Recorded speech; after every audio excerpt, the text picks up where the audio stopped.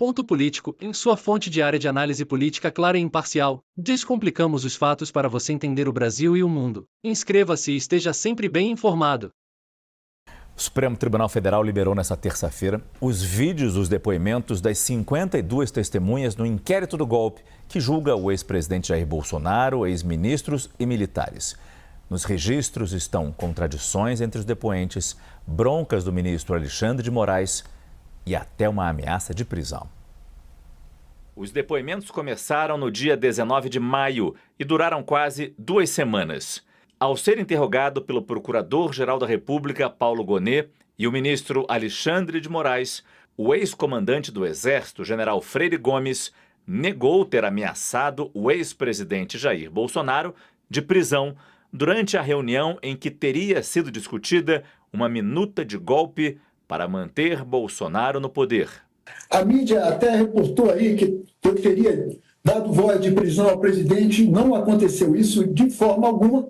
Acho que houve uma má interpretação, até quando nós conversamos em paralelo aí, os comandantes, o que eu alertei o presidente, sim.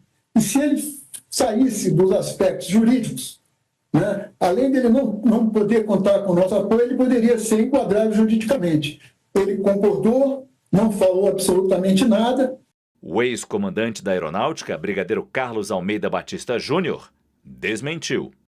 General Freire Gomes é uma pessoa polida, educada. Logicamente, ele não falou esta frase com agressividade com o presidente da República, ele não faria isso, mas é isso que ele falou.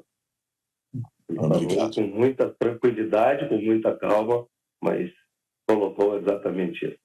Se o senhor tiver que fazer isso, eu vou ter trabalho em prender. Foi algo desse sentido. O ex-comandante da Aeronáutica afirma que alertou Jair Bolsonaro de que teria que transmitir o poder a Lula e contou ter sofrido pressões, inclusive do general Braga Neto. Depois que o senhor se opôs à minuta de uma forma tão enfática, o senhor sofreu alguma espécie de ataque ou pressão, presencialmente ou virtualmente?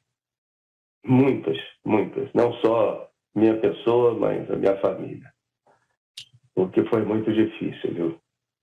E ainda tem sido difícil, ainda tem muita gente entrando. Foi muito difícil. E o senhor identifica a fonte desses ataques? Infelizmente também, sim, senhor. General Braga Neto, pelo que me foi dado a conhecer nesse processo todo, foi um deles. Os vídeos mostram o ministro Alexandre de Moraes dando uma bronca no ex-comandante do Exército quando ele dava sua versão das reuniões com Jair Bolsonaro.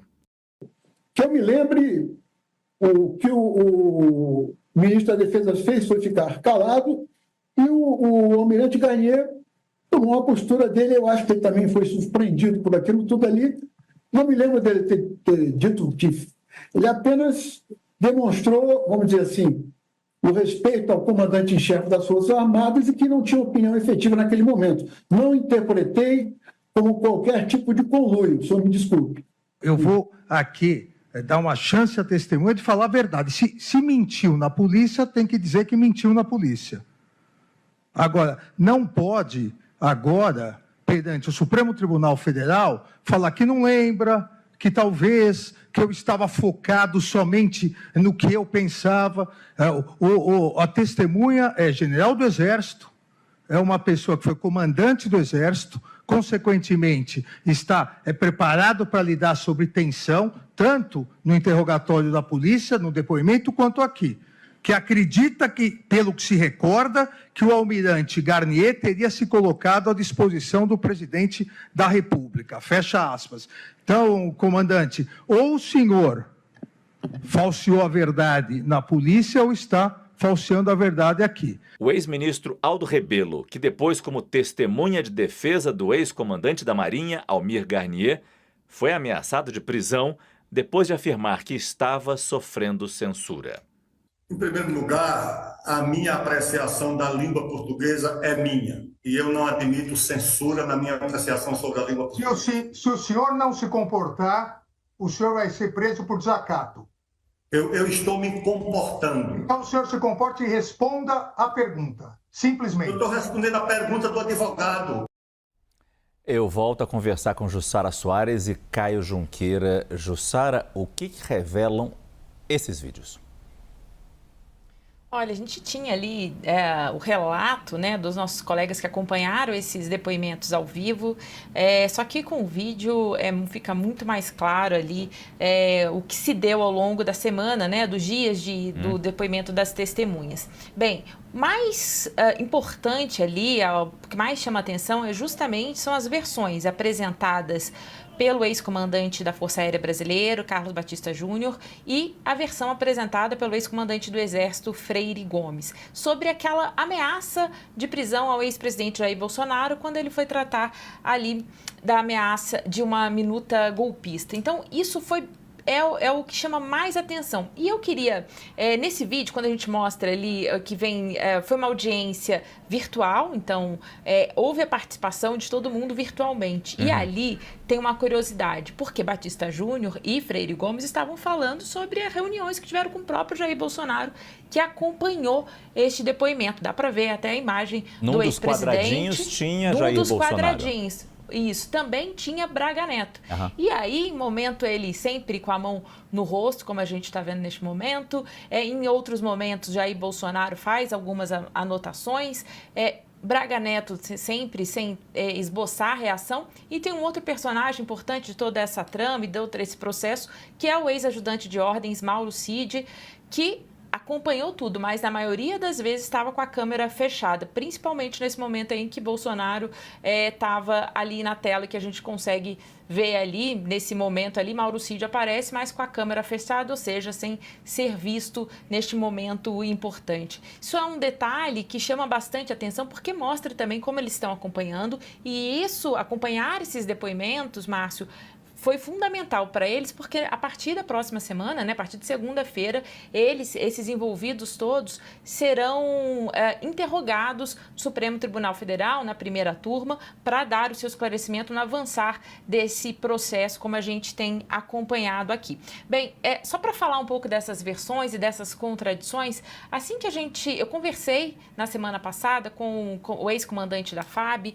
o Batista Júnior, e ele me disse que essas diferenças estavam sendo supervalorizados, que isso não foi o mais importante dos depoimentos, tanto dele quanto do ex-comandante do Exército, Freire Gomes. E você, Caio, qual a sua análise sobre esses vídeos, esses depoimentos? Bom, vamos lá, Márcio. Como tem muito depoimento, né, eu vou me ater aqui ao caso mais controverso, talvez, aí dessa denúncia, que é do ex-assessor internacional do Bolsonaro, Felipe Martins, que ficou preso ali preventivamente por 6 meses, sob a acusação de ter fugido do Brasil lá com o Bolsonaro, mas depois confirmou que ele nunca havia deixado o país. O que o Freire Gomes, o ex-comandante do Exército, diz nesses vídeos? Ele cita o Felipe Martins 2 vezes, né? Na primeira, ele se antecipa, voluntariamente ele diz espontaneamente que nunca afirmou que o Felipe Martins participou daquela reunião com os comandantes, que é uma reunião central com o Bolsonaro, que o Bolsonaro teria apresentado a minuta do golpe. Freire Gomes diz